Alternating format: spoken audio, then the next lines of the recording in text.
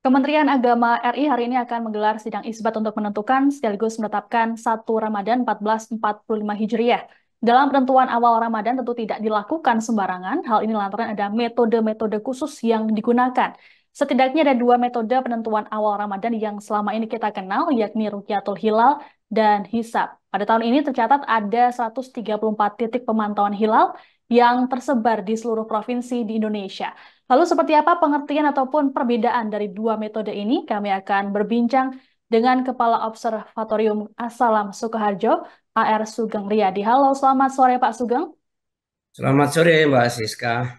Ya, Assalamualaikum.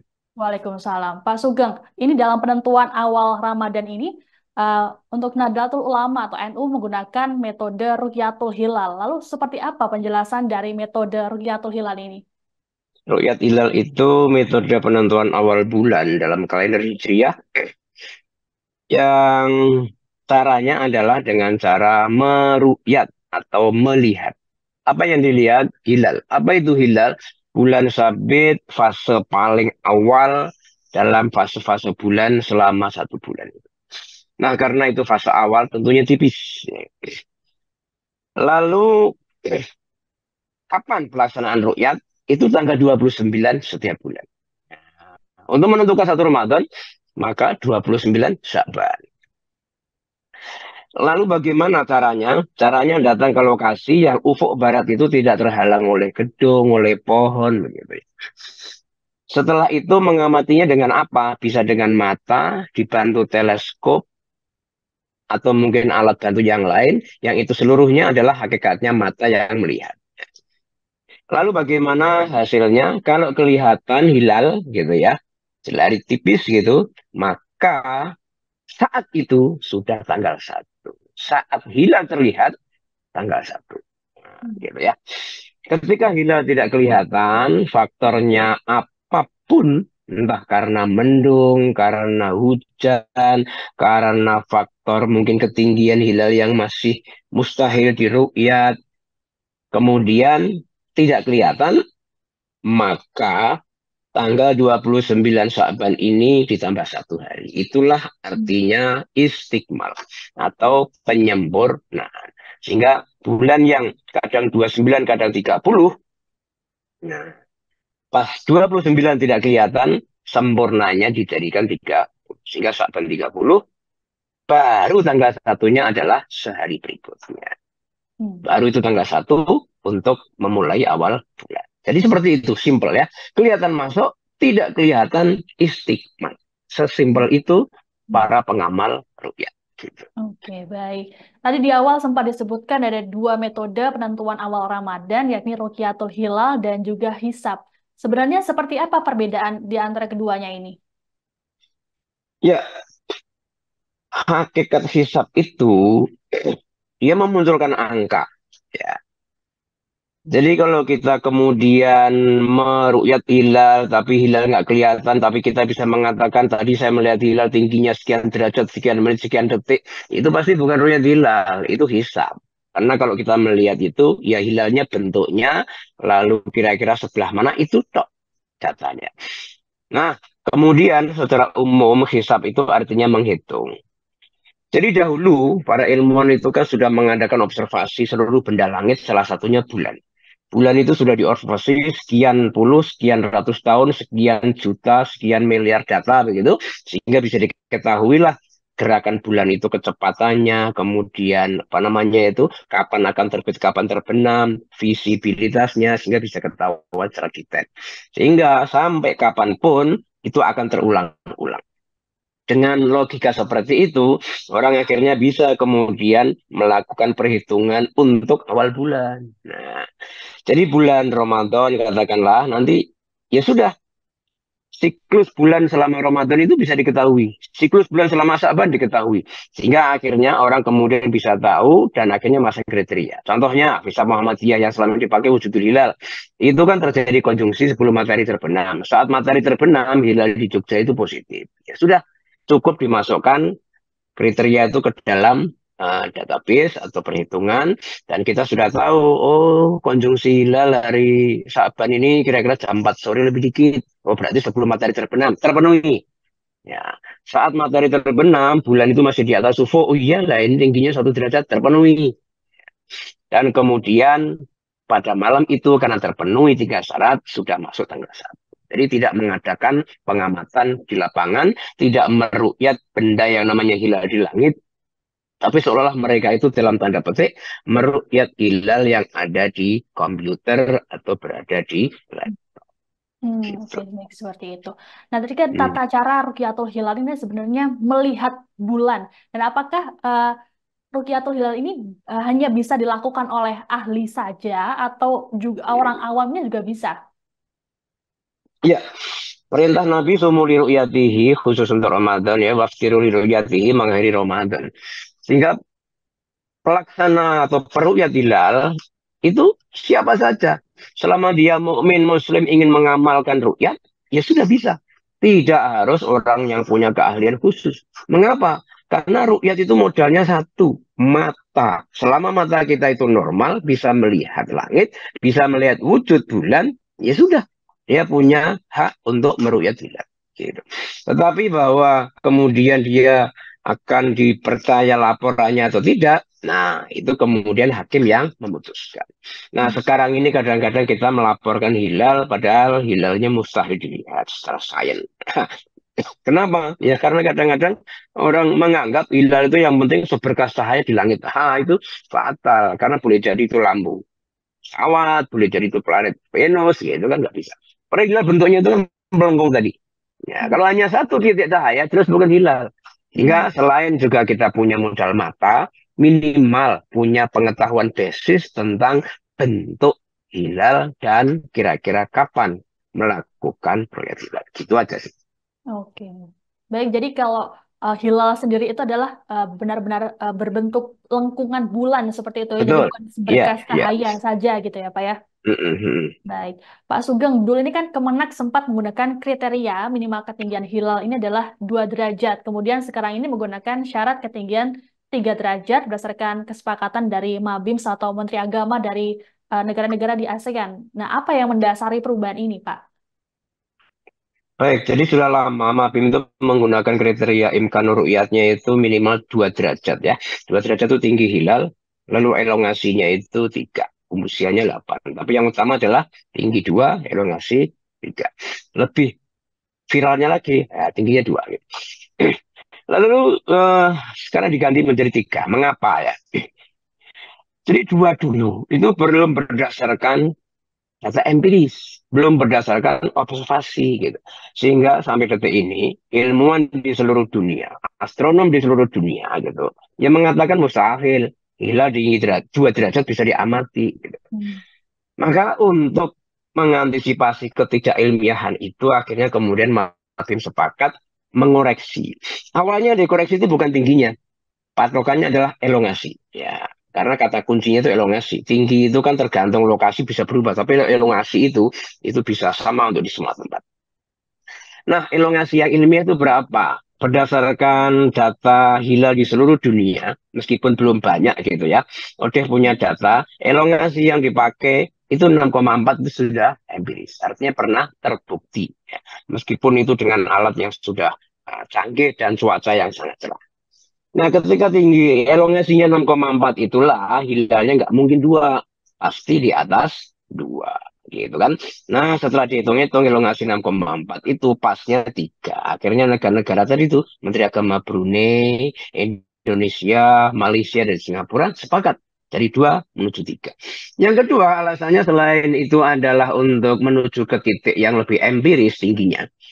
Tinggi 3 derajat di Indonesia ini juga pernah diajukan argumennya untuk mengoreksi ketinggian hilal 5 derajat yang menjadi kesepakatan di Turki.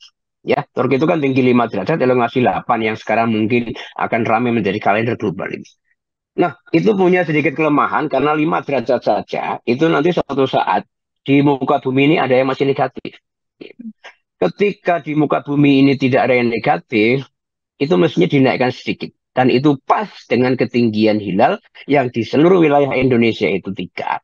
Maka nanti di seluruh dunia diharapkan tidak ada negatif. Jadi seolah-olah itu menjadi apa ya imkanur ru'yat global. Ya, ketika di Indonesia itu minimal 3, maka di seluruh dunia insya Allah tidak akan negatif. Meskipun masih harus perlu riset data astronomis yang banyak ya.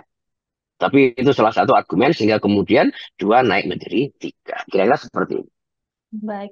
Lalu Pak Sugeng, apa saja ketentuan dalam metode Rukyatul Hilal ini sampai akhirnya nanti ditetapkan dalam sidang isbat bahwa awal Ramadan akan jatuh pada tanggal sekian, sekian, sekian seperti itu? Oke, jadi sidang isbat akan digelar nanti ya, kira-kira selepas maghrib di Tamrin, Kementerian Agama Jakarta. Nah, kita hanya mensupport data ya, meskipun data itu secara empiris jelas mustahil. Tetapi memang sidang isbat harus dilaksanakan karena sudah menjadi aturan negara. Gitu.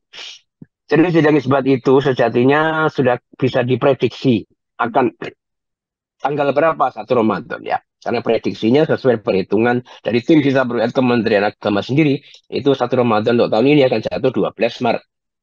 Hanya untuk mengumumkan, itu harus menunggu sidang isbat. Dan sidang isbat itu hanya dilakukan setelah ada prosesi ru'yat hilal di wilayah negara itu. Ya, kalau Indonesia berarti ya ru'yat hilal dari sekian ratus tempat itu tadi. Jadi sekian ratus tempat itu melaksanakan dulu, kemudian melaporkan, hasil laporannya kemudian dibacakan oleh tim di Jakarta, dan kemudian rekomendasi kepada Pak Menteri Agama untuk umumkan bahwa 1 Ramadan akan jatuh tanggal 11 atau 12. Kalau misalnya ada yang melihat hilal begitu, ya karena kita udah punya kriteria 3, jelas mustahil. Jadi sebenarnya kita sudah bisa memprediksi bahwa Ramadan versi pemerintah tanggal 12. Hanya memang ketentuan negara kita ada sidang isbat, syariat, dan apa namanya itu, pengamal ru'yat di Nahdlatul Ulama juga ada ikhbar yang itu dilakukan setelah ru'yat hilal. Maka kemudian pemerintah selain sudah tahu persis, berarti mengayomi pengamal hisab, kemudian pemerintah mengistarkannya nanti selepas maghrib sebagai bentuk pengayoman kepada pengamal ru'yat. Sehingga pemerintah sejatinya mengayomi keduanya. Pengamal hisab iya, pengamal ru'yat iya, untuk kemudian diberikan pengumuman secara bersama atas nama negara. Kira-kira seperti itu. Baik. Nah, ini kan tiap tahunnya yang selalu jadi perbincangan, yang selalu menjadi sorotan adalah adanya perbedaan awal Ramadan ataupun Idul Fitri yang selalu jadi persoalan di tengah masyarakat. Lalu bagaimana nih cara menyikapinya? Oh, baik. Ya, sejatinya perbedaan itu sesuatu yang biasa. Mengapa? Karena memang dalam hal ibadah ini untuk bisa kompak total 100% itu apa namanya ya?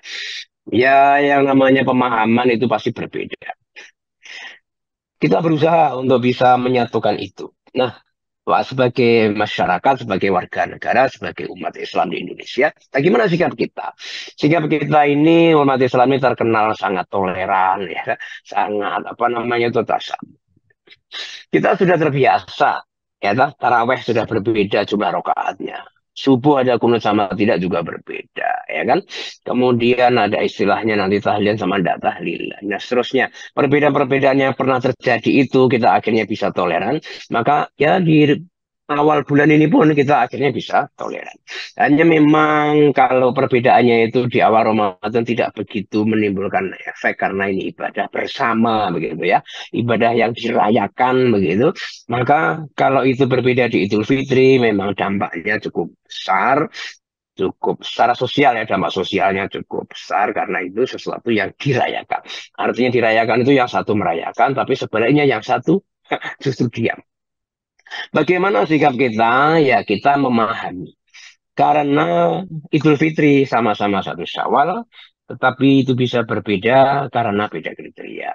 1 Ramadan sama-sama kita mengawali puasa, tapi ternyata berbeda secara Masehi, akhirnya kita harus bisa memahami. Mengapa? Ya karena ada perbedaannya dan ada perbedaan kriteria itu. Bahkan kita bersyukur kepada pemerintah Republik Indonesia, mengapa? Karena perbedaan seperti ini, gitu ya, tidak kemudian dilarang. Dulu mungkin pernah kan ya, era Soeharto. Nggak ada perbedaan. Mengapa? Karena Pak Harto satu kata. Yang berbeda berarti dia adalah harus diperangi begitu. Ya, di Indonesia sekarang mungkin itu dibiarkan, tapi ini bermanfaat.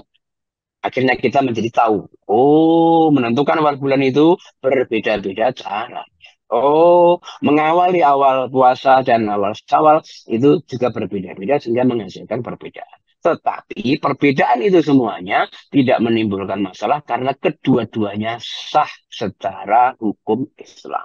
Hmm. Artinya yang nanti berpuasa awal sama akhir gitu ya, sah saja. Yang puasa 30 hari, 29 hari semuanya sah. Ya, perlu saya katakan yang nyeleneh ada ya toh. Karena 2-3 hari yang lalu sudah ada yang puasa itu nyeleneh karena nggak sesuai dengan syariat dan nggak sesuai dengan apa namanya fenomena alam. Gitu kan. Tapi kalau masih ngikuti kriteria hisab dan ru'yat ala Muhammadiyah dan ala Nahdlatul Ulama, insya Allah keduanya berada di dalam jalur yang benar, yaitu Al-Quran dan Sunnah serta ayat-ayat kauniyah atau ilmu astronomi. Kira-kira begitu. Oke, baik. Jadi yang penting sama-sama memulai dari satu Ramadan begitu ya, Pak ya? Ya, hanya beda hari. Oke, baik. Apakah persoalan soal perbedaan Ramadan ataupun Idul Fitri ini hanya terjadi di Indonesia saja atau juga di negara-negara Muslim lainnya seperti Arab Saudi, Mesir ataupun Turki seperti itu? Sebenarnya di mana-mana terjadi karena setiap umat Islam itu memiliki keyakinan masing-masing. Ada yang yakin harus diru'yat seperti diamalkan Rasulullah. Ada yang kemudian meyakini, jadi tekstual sama kontekstual itu di mana-mana sama. Umat Islam di seluruh muka bumi itu terpecah menjadi tekstual dan kontekstual. Hanya memang kita ini kan negara yang secara apa namanya itu geografis memanjang ya, 3 zona, Indonesia Barat, Tengah, Timur. Nah, dan jumlah penduduk Islam kita itu terbesar. Sehingga seolah-olah dampak dari perbedaan itu ya seolah hanya tertera di Indonesia. Di negara lain juga ada. Nah, hanya barangkali mereka yang berbeda itu jumlahnya minoritas. Dan memang pemerintahnya tidak apa namanya itu mengizinkan itu. Selain itu, Indonesia ini selain negara yang tadi panjang, umat Islam terbesar begitu, kan kita memang sifat apa namanya ya, saling menerima dan tolerannya tinggi. Nah, coba kalau nggak ada toleransi, ya nggak ada perbedaan. Ya, karena pasti perbedaan itu akan segera hilang. Ya. Karena kita punya toleransi, ya sudah, perbedaan justru terjadi itu karena kita punya toleransi. Dan insya Allah itu semuanya baik karena ternyata sampai detik ini, gitu ya, tidak menimbulkan efek yang katakanlah fatal sekali. Efek terakhir misalnya hanya dilepas dari PNS itu kan ya karena imbuhan apa namanya itu dikompor-kompori dari media apa namanya media sosial gitu aja. Tapi secara umum gitu ya terjadi di mana-mana. Hanya mungkin karena kita di Indonesia seolah itu di negara lain juga ada ya. Hanya mereka tidak terlalu apa namanya itu menampakkan perbedaan itu kepada orang lain. Gitu. Oke, baik. Nah, untuk awal Ramadan tahun ini adalah ada potensi perbedaan. Kemudian, apakah hal yang sama juga akan terjadi saat Idul Fitri nanti, Pak? Untuk tahun ini secara hisab memang kriterianya akan berbeda di awal Ramadan saja. Gitu ya. Hmm. Selama Muhammadiyah dan NU serta pemerintah masih dengan kriteria yang sama, Muhammadiyah wujudul hilal, NU dengan ru'yat pemerintah dengan Mabim 364 itu, maka berbeda hanya di awal Ramadan. Nanti Syawal insya Allah kita bersama. Ya. Bahkan Idul Adha pun kita bersama. Nah, se-Indonesia bersama dalam beridul adha, se-Indonesia bersama dalam bersawal Idul Fitri, hanya berbeda di mulai Ramadan saja Hmm. karena perbedaan kriteria yang masih dipakai masing-masing ormas dan pemerintah gitu. Oke. Baru-baru ini ada usulan dari Muhammadiyah soal peniadaan sidang isbat dengan alasan untuk menghemat biaya. Seperti apa tanggapannya, Pak? Baik, saya memang belum pernah ikut di sidang isbat, tetapi sebenarnya saya juga termasuk peserta sidang isbat jarak jauh gitu ya. Hmm. Ya, yang saya pribadi alami, sidang isbat itu mungkin memang ada biaya untuk yang datang ke sana gitu ya. Tapi biaya itu tidak seberapa sih. Nanti tiket Jakarta itu ya paling ya berapa rupiah. Tambah makan di lokasi gitu. Nah, karena itu sudah apa ya, aktivitas kenegaraan gitu. Kalau mau dihapus itu ya bisa-bisa saja. Hanya perlu waktu, tidak serta-merta diusulkan dihapus langsung dihapus. Perlu ada diskusi yang mendalam antara pihak-pihak terkait, ya pemerintah, ya MUI, ya ormas-ormas besar, termasuk juga di situ ada tim hisab rukyatnya gitu ya. Sehingga kemudian bisa mengambil keputusan yang sama-sama bisa diterima. Sejauh ini memang sidang isbat itu sarana bagi pemerintah untuk bisa mengayomi dan menenangkan umat. Jadi umat Islam ini kan mengawali puasa dan Idul Fitri Idul Adha itu sebuah hajatan umat Islam ya. Dan Indonesia sebagai negara terbesar itu harus bisa mengayomi itu dan memutuskan. Katakanlah ulil amri ya Indonesia ini menteri agama itu. Sehingga kemudian kalau sidang isbat itu ditiadakan itu nanti efeknya Walaupun kita belum tahu, tapi pengamal ru'yat ini kan tetap memerlukan apa namanya ihbar di organisasi Nahdlatul Ulama, ya ihbar yang dikeluarkan oleh lembaga Falakiyah PBNU. Tapi kemudian ketika dia sudah tingkat negara, ihbarnya itu adalah lewat Menteri Agama, itu namanya sidang isbat begitu.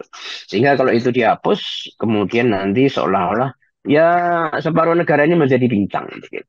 Kecuali memang sudah ada diskusi dan musyawarah intensif sehingga kesemuanya bisa memahami, memaklumi dan menerima, sidang isbat bisa diada. Tetapi itu mustahil. Saya pribadi sidang isbat tetap ada. Tetapi mungkin kita bisa kontekstual. Tidak hanya awal Ramadan Syawal Hijjah, tapi di awal tahun baru Hijriah. Katakanlah 1 Muharram diisbatkan, 1 Muharram juga sekaligus untuk nanti apa namanya Shafar, Rabiul Awal sampai Dzul Hijjah, sehingga 1 kali isbat untuk 1 tahun gitu. Ya, tapi itu hanya tetusan ide saja ya. Kira-kira seperti itu Mbak Siska. Oke, baik. Pak Sugeng, terakhir, apa pesan untuk umat dalam menjalani ibadah pada tahun ini, terlebih di bulan Maret ini ada beberapa tanggal yang menjadi hari raya untuk agama lain? Baik, jadi memang bulan ini luar biasa. Kita umat Islam punya bulan suci Ramadan, umat lain juga punya tahun-tahun dan apa namanya hari raya istimewa mereka masing-masing. Sebagai negara yang memang kita berdasarkan Pancasila dan memiliki toleransi tinggi begitu, ya kita jaga kerukunan ya. Artinya selama umat non-Islam itu tidak memusuhi kita, tidak melarang kita tarawih, ya sudah, mereka adalah umat kita. Boleh jadi ketika nanti dibutuhkan tukang parkir, ya siapa tahu tetangga kita yang non-muslim itu dengan keikhlasan menjadi penjaga parkir sehingga aman motor dan kendaraan ketika kita bersolat tarawih. Bagi umat Islam ini adalah bulan suci yang jangan sampai ya kita sia-siakan. Jadi Rasulullah memang sudah bersabda siapa yang berdiri, siapa yang berpuasa di bulan suci Ramadan itu baik siang maupun malamnya, ya kita akan diampuni dosa-dosanya. Untuk itu sejak malam pertama versi Muhammadiyah berarti nanti malam pertama pemerintah insya Allah besok malam kita manfaatkan untuk beribadah semaksimal mungkin, dan di siang harinya pun kita juga menjaga diri sehingga nanti di akhir Ramadan kita menjadi pemenang dan bisa merayakan Idul Fitri dengan kebahagiaan lahir dan batin. Mari kita laksanakan, kita sambut akhirnya bulan suci Ramadan ini dengan keikhlasan, berpikir jernih, dan juga hati yang bersih. Dengan kita berharap kepada Allah, semoga kita diberi kesempatan sampai akhir Ramadan nanti. Gitu ya, amin. Amin. Baik, terima kasih Pak Sugeng untuk penjelasannya mengenai metode-metode penentuan awal Ramadan. Dan Tribuners jangan kemana-mana, sesaat lagi Anda akan menyaksikan laporan pemantauan hilal dari sejumlah daerah di Indonesia bersama reporter kami di lapangan. Saya Siska Mawaski, sampai jumpa. Download Tribun X sekarang, menghadirkan lokal menjadi Indonesia.